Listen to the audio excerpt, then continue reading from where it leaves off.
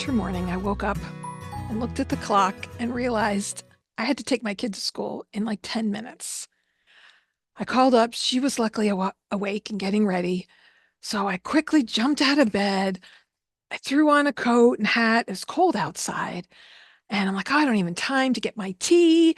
And I got to get to a meeting later today. And oh my goodness, let me just get my kid off to school. It's cold out and I'm buttoned up and zipped up. And I grabbed a granola bar, get out the door, and like, come on, we got to get going to school. And I almost forgot my purse. And I grabbed my purse and I'm like, oh, I hope I have what I need. And I jumped in the car and I drive her to school, a little bit of traffic. We get there and luckily on time. And, she's frantic because we're running late. And she's like, why didn't you get up earlier? And I'm like, listen. So she's at school and I'm like, okay, I can breathe. And I'm like, oh, shoot, I need to pick up some food items later. So I'm like, okay, I think I have time. I can go to the store. And I'm like, oh, okay. I got 2 hours. I got that meeting on the other side of town I've got to get to. So, all right, what am I going to do? All right, let me go to the store. Oh, yeah, there's a tea place in the store. Let me get something to drink. Oh, take a breath for a minute, Gina. It's going to be okay. All right, go up through the grocery store and got the different things that I needed. And I got in the car and I'm like, oh, okay, I've got some time to spare. I can just get over there early. I'll be early for my meeting. I can go in the bathroom and just freshen up a little bit. And like, okay, I can do this. I get back in the car and drive over to the building and I get out and taking some slow breaths and I go into the bathroom. I'm like, okay, I can do this. I got a meeting in just a little bit and let me go up to the sink here and gonna wash up and wait a minute. Wait a minute. I'm in my pajamas? Oh my God, I got a meeting in 10 minutes. I can't go in like this. Well, hello, this is Don, And this is Gina with Focused Healthy Family. and today is podcast number 154, and we're talking about false evidence appearing real. I'll turn my sound down. Our sound is a bit much today for some reason. So we're talking about fears. Has anyone not heard that acronym before? False evidence appearing real. So in our mind, if we're convinced that something is happening, it's like it's happening, that fear is real. And who hasn't had that dream where you go to school or you go to work and you forgot to get dressed and you're in your pajamas? Have you had that dream before, Don? No, never. Of course, I have. I've climbed hills. I've, worried about my child and my children while I'm up trying to climb hills and save them up. Uh, Our Before we go too much further into it, I want to give today's tip. So today's tip number 30, coming from Caregivers 101, book by Mike Collins, 101 Ways to Keep Caregiving from Making You Crazy. Let me close this up. So tip number 30 is about power naps. Since we were talking about dreaming and waking up from it, I thought this one might be good. It's a little long here, so let me read it. Fatigue is the enemy of effective caregiving. It can lead to everything from breakdown in your immune system to making mistakes when giving medications to the care recipient. If possible, take short naps when opportunities present themselves. President John F. Kennedy was a wonderful advocate for short naps, sometimes known as power naps or combat combat naps. Short sleep periods can help you maintain energy during difficult times. Look for periods of the day or night when you might consistently find 15 to 20 minutes to take a quick nap. However, if you sleep longer than 30 minutes, you may find yourself slip into a deeper REM sleep from which it is harder to awake. Also, coming out of a deeper sleep may find you groggy and slow to get started. Longer naps may also mean that it will be more difficult to fall asleep at your usual bedtime. Many professionals use power naps to allow them to work longer and more efficiently. I've always heard that about power naps and thought, how do you nap for just 15 minutes? Um, and for me, I'd need to set a little alarm to do so. Have you been able to ever power nap, Don? Well, it might mean it may not be like falling into a deep sleep, but just really calming yourself and going a little bit deeper than you would just from meditation, but not necessarily going deep into Not deep sleep, but napping is napping. It's your sleep, you're not awake. Have you ever I don't taken a know. short nap? If I zonk out for a nap, I'm out for a while, Oh but yeah, that's exactly, I go past that half-hour mark and into yeah, a deeper sleep. And sometimes it's well needed. Sometimes it's a sign that, wow, I'm that exhausted that I really need more sleep. yeah, and so yeah, it just it all depends. But so today we're talking about false evidence appearing real, better known as fear. Um, So we have fears that we have every day. Dreams can, manifest as our fears that we're having. Our fears can manifest in our dreams. And, it can range from everything from just something personal, like, not getting fully dressed, or um, I used to dream that I was somewhere and I didn't even have a shirt on. Forget the yeah, pajamas. go to school without pants on. I think I would, Um, what my biggest fears was when the kids were little. I would, the one where our oldest, I should say, was just a baby and sitting on top of a sand-hilled mountain, and I'm trying to climb up to him to get to him, while at the same time a bulldozer's heading towards him, and I don't think I ever.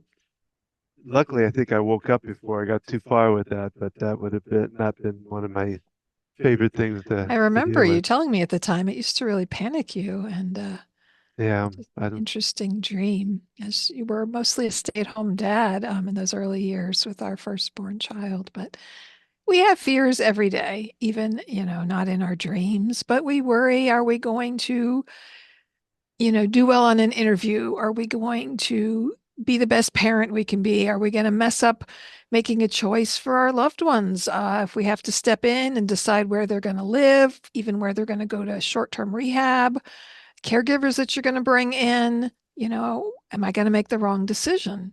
And fear can really paralyze us and stop us from moving forward. Well, and what I did a little bit of lookup of some of the fears. I focused towards the aging population, but a lot of them fit everybody in a way. But the one of the first ones they talk about is financial fears. I mean, and it's not just one type of financial fears. It's, are they going to have enough for retirement? Are they going to have enough to pay off their bills? Um, eh, they worry about medical bills. Are medical bills going to collapse them? We've seen some of that kind of stuff, even ourselves, that you get medical bills, and we've had a lot of good success with companies come in and help us to cover those. But yeah, even if you But they have can a health be, insurance plan, you might have other costs associated with copays that can really add up over time. If it covers 80%, 20% can be a lot of money if you're in the cardiac intensive oh care yeah, unit for six my gosh, days or my last one was 12 a hundred days. and thirty thousand dollars, of medical bills, and so far we haven't seen what our part of it is, but it's going to be probably be 3 or 4 thousand, maybe, possibly. Never know. So financial fears, financial worries. I mean, most of us have these at different times in our life, whether it's having enough money to start that family or having enough money for one parent to stay home or, um, Well, the one I listed, the third highest financial fear was about identity theft, mm. worried about somebody stealing their identity. And that is so common. The senior population is being targeted actively with Yeah. all kinds of false scams, clicking on an email, taking you. I mean, it can be that simple. Well, learning to Saying say yes, yes like on you the said, telephone, automated message calls. And if you say yes, they take your voice and use that, to access different things. Don, you've had your identity stolen. a couple of times actually. Um, You know, yeah. first time was just little bit more simple. It was the AT&T, but the last time it was they stole my Social Security. They stole everything. And we don't Yeah. even know how it happened, but how did you Yeah. find out about it? Well, it's neat to know that there are people out there that care enough to stop it because I had a car dealer. There was these people were trying to buy online, and you can do that now. Um, but this guy happened to notice. He just said, "I just noticed something odd about what they were saying." And he said, "So I thought I would look up your identity and see what shows up." And what they were showing and what he was finding multiple different times throughout I mean, they find they had provided a driver's license they provided a driver's with license with their picture, picture on but it, your name. with all the rest of the stuff was mine. And he said that it just sounded really weird. And so he called and found our number through, I think, our website or something like that, and called me and just asked me about that. And of course, I knew nothing of it when it came about it, but then after researching it, I found they had called 3 or 4 different car dealers, and he just happened to be one. And most all of them were turning it down because they weren't getting the information they needed, which is fine. But then what I had to do from then was, Hmm. I called the police department.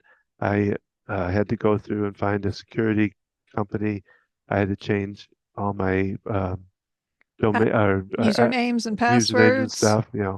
It was not, and they still really have the information out there, I guess, but they're not able to use it now because I've secured my identity. Yeah, I mean, we did a lot. I mean, we have all these, credit card and bank accounts and Yeah. all these things. We had to go in and change usernames and passwords because we joint accounts. And I remember um, you had to put a pause on our Well, credit checks all and three of there's 3 credit bureaus. scores, yeah, and each one I had to go in and do a freeze to it. 2 of them you could do online. One I had to send a letter in, and it puts a temporary free, not a temporary, it's an ongoing one. All I have to do is be able to sign into it to unfreeze it. Like when we bought the house, we had to unfreeze it for I think 2 hours while they got the information. I sealed it back up. So it's a lot of work. Um, and I'm guessing I'm pretty safe. I've got, a protection company that's watching my stuff for me, apparently. But still, you don't It know. happens And easy. Do you tell the story the first time it happened? You got a phone call. it, It, it they was said they from were AT&T. AT&T, and I'm trying to remember. I They don't think they needed, got Social Security, but they they got, said, give me your phone number. We need you to send this password to us we yeah. have to fix your account. And he does all this at the time. And at the time we had AT&T for our internet. I don't know. Whatever we had, we didn't even have We it did have one, but it wasn't for what they were calling on either. That was right. which I didn't catch on And right away. And luckily our son caught it, but they it were they was were trying to not buy a phone it and was not and AT&T. They put a phone yeah. um with service plan on our bill and did all this kind of stuff. And yeah, you see these warnings out there, the phone company, they will not call you, all these different companies, they're not going to reach out to you like that. And yet it can happen quickly. I mean, that was probably 5, 6 years ago. um Well, you do have to know, like, Social Security won't call you.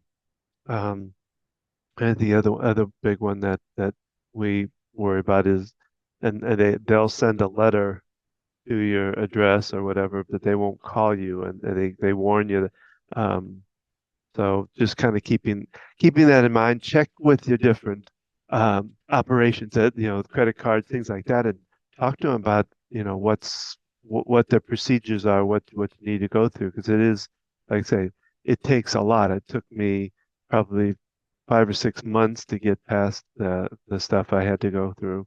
and when So we're helping our seniors, they might be gullible, they might not be as savvy and may easily fall to some of these things. I remember talking to someone and they were just feeding into all this information and they could not convince their parent that these were scams and they were getting scammed. And it can happen in so many different ways. And with the internet and information, and, people say, oh, I don't want to put my information on the internet. And Well, it's already out there. I mean, yeah, it can be it's hard to, accessed. It's hard to not be out there. well, just understand too when you're, if you've ever posted even in the past and you want to stop, you want to not get on Facebook or not get on anything, your stuff is still there. It lives on. That's the tough part. We talked about that a long time ago when I was in the website business.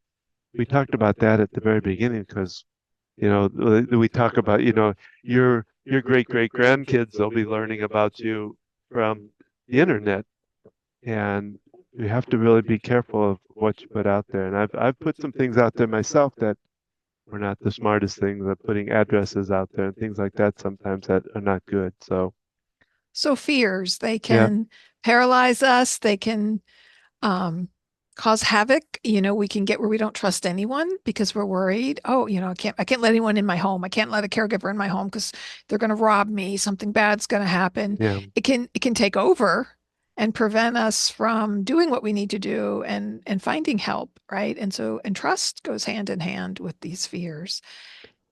The next one on there was the loss of independence, Mm, giving up the ability. There's a couple different things on there about independence. There's one about independence, but losing functionality and health and being able to do capable things around the house and things like that, that are big fears for people. And we've kind of talked about that in sure. past And before, but and and that's something that can actually happen, right? With people, mhm, fear of falling. Um, that's a big one on here too.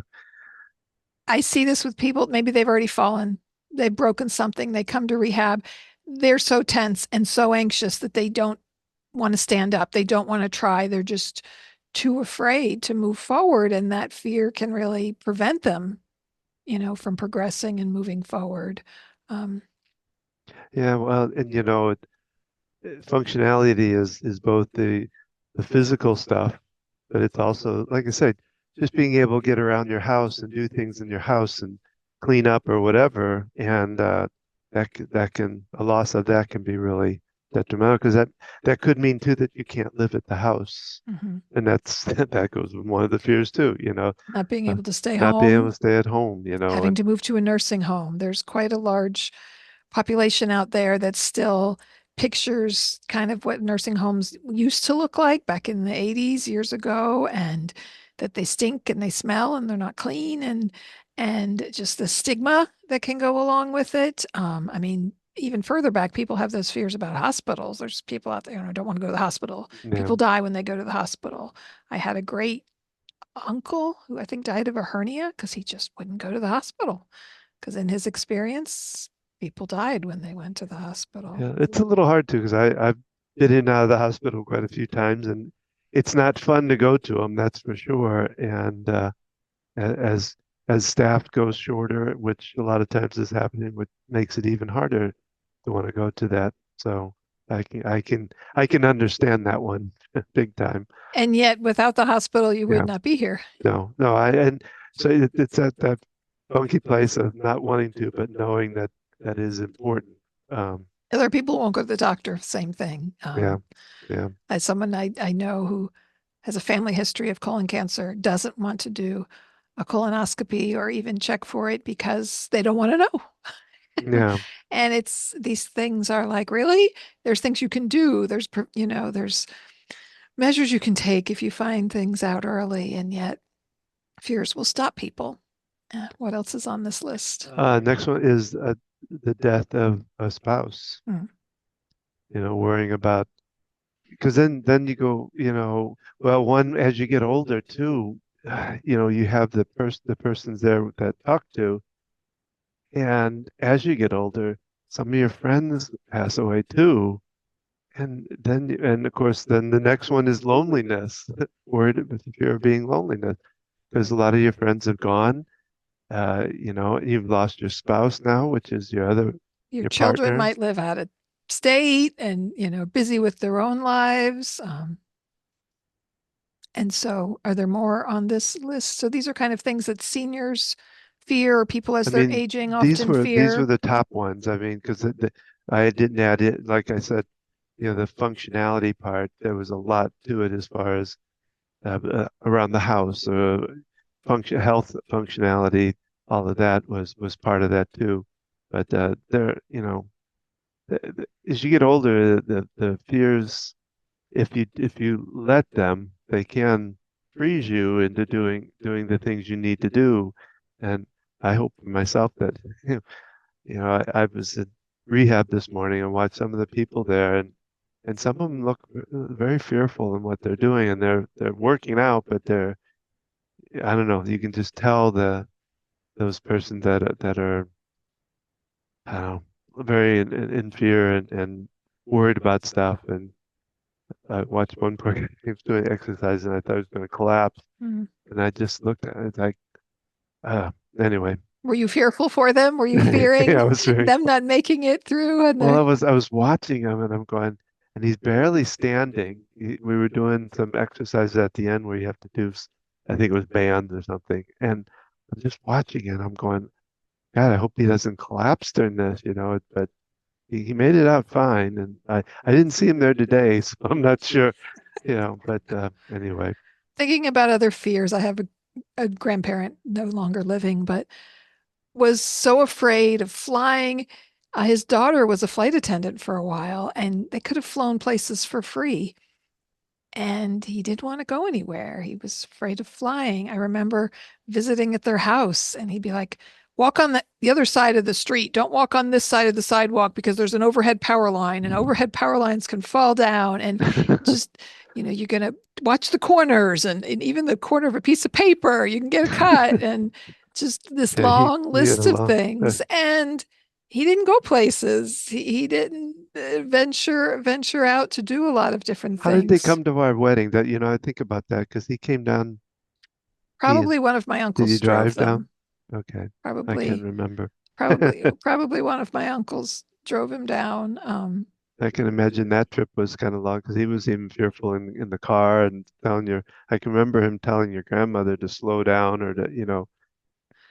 Yeah. He was overly cautious, yeah, driving, and I love him dearly. Um, yeah, they stayed with us when my parents went out of town one time. We were teenagers, but and I had him drive me to work, which was not even 10 minutes away. And I was late because we didn't leave in enough time because that's how slow I could have walked there quicker. Um, so, and looking at our own fears, what fears do we have that have stopped us in our life, whether when we're young or, looking at our children and things that they need to do and overcoming fears. And Well, we have to think about too. What does fear do to us? If you think about it, it's part of the um, fight or flight. When we get into fears, and a lot of people don't think about this, but I talk about it a lot with is one in our body, it builds up chemicals like cortisols and adrenalines, which, what fight or flight came from was from, I guess, probably from the back in the days of the it's our reptilian brain, it's our survival survival, from instinct, which we still need at times, but back, yeah, it it was for when a possible tiger was going to attack us, and we had to figure out whether we're going to fight, flight, or freeze. freeze, Yeah. you know. And so it would build up these chemicals in our body to get our body strengthened and resilient to what we And might have ready to to do, handle it. So our ready to heart's handle it. racing faster, our, Yeah. uh, um, In our mind, I always love to do this. Anybody that knows Star Trek knows when they get into a battle with another starship, they have to put all power to the weapon. So, of course, Scotty or Dr. Captain Kirk calls down to Scotty and tells him, "We need power now, Captain." He has to shut down the ship, but he shuts down the parts of the ship that aren't useful and puts that power to the weapon. Well, our mind does the same thing. It shuts down the upper thinking part of the brain. The big one it shuts down is the immune system, which, if you got all these things going on in your body, the immune system would be good if it was needed, but it's not necessary for the battle until after the fact. Um, but the problem is now these fears are not a something that's going to attack us. It's fears of worrying about a report at work or worry about something about our kids or about something. And there's no need for the kind of strength and that kind of stuff, but the fear still sets off that same process. Hmm. Yeah. And so we have to think about that when it comes to fears, that when we're getting into fears, we're bringing that up, and it can really be costly. I think it's costly to ourselves throughout our life. The more we're in fear, Hmm. the more those chemicals build up. And we don't see it day to day, but it can have really long-term effects. So what do we do when we're having these fears if we're getting stuck in this place of fear? Well, one thing we can do is just to do some gentle tapping and working in them out. That's one of the things I work with. Of course, we both work with it. You know, learning to breathe, learning to open up those passageways that a lot of times are being kind of shut down when we start getting into that place. Finding something mindful to do. My brother started birding kind of as a mindfulness practice. You can be taking walks for this reason. You can um Well, there's anything, you know, I always say it's one of the things about, I always use the word meditation, but I don't really like it, but it means whatever you kind of one tune into yourself with and help kind of bring down the anxiety. Going outside, taking a walk, riding a bicycle, listening to music can change somebody's perspective. And I mean, those things can actually change your heart rate. Mhm. Sitting and petting an animal um, can actually be calming the blood pressure. For me, it's going out on this porch right out here and climbing into my hammock with usually a blanket and a pillow and maybe something nice to drink. And it's probably that, it wraps around me and I feel secure and snug and just that I'm suspended there.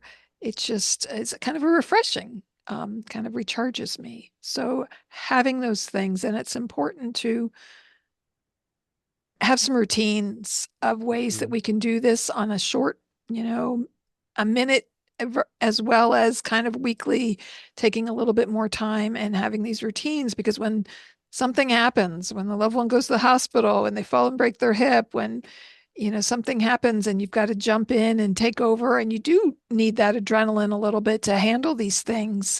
If we don't have the practice of using these other tools to help calm us, as we're going through the experience, it's going to have a larger toll on us. And yeah, it can be difficult, but we might at some point, okay, yeah, I need to remember having people you can check in with and people who are going to support you in that positive way and remind you, or bring you your favorite drink or come sit with you for a minute or do things to help you, and sometimes we have to think about the people in our life who are just going to add to the stress in those situations and realizing we need to set boundaries with that. I've even talked to people who have to do that with their aging loved one, that Walk they away. they can Yeah. be overwhelming and they can be so much they can do. And there's times when we say, we've done the best we can, we can't fix this, we can't guarantee nothing bad's going to happen to the detriment of our own well-being. Yeah, sometimes kind of looking at things we need to do to step out of it. So I invite you today to think about a silly dream you had that at the time was super stressful and got you panicked.